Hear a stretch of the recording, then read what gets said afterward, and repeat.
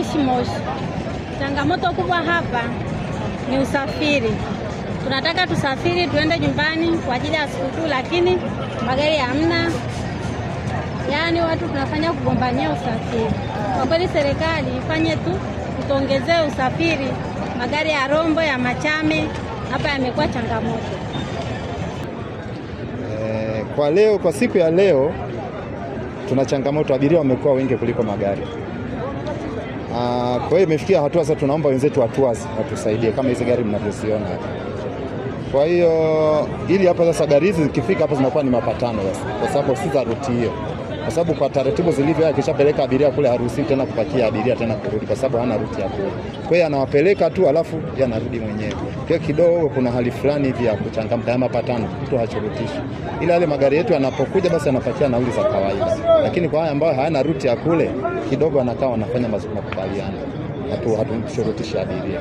Akirizika anaingia, kama hakuna asubiri basi yale magari yetu yaje yaweze kumpeleka.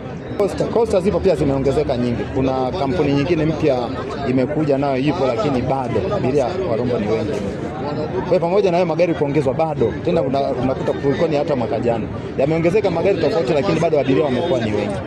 Japokuwa ukiangalia kuanzia ile mwezi wa 12 mwanzoni kidogo watu waliongezeka, wakaenda tukajua labda wamepungua tutapata nafuu, lakini imekuwa tofauti. Abiria wamezidi kuwa wengi zaidi. Kwa hiyo hali iko hivyo. Wenzetu wa shatu ambao wanapaki stendi kubwa kule, nao kule tunasaidiana, wanakuja huko kwenye Onoa tunasaidiana, wao wameisha nao abiria wanazidi kujaa.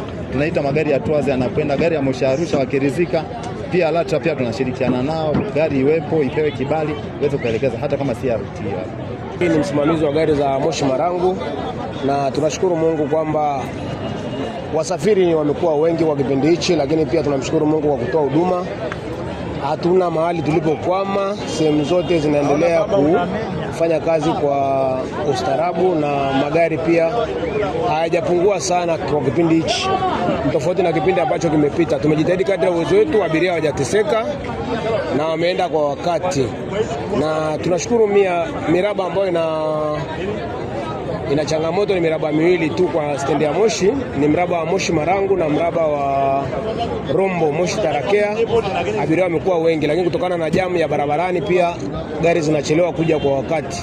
Kwa hiyo pia tunamshukuru Mungu pia kwa uhaba wa magari, lakini tunaamini Mungu kwamba abiria hawatatuzidi, na tunashukuru Mungu kwa hilo.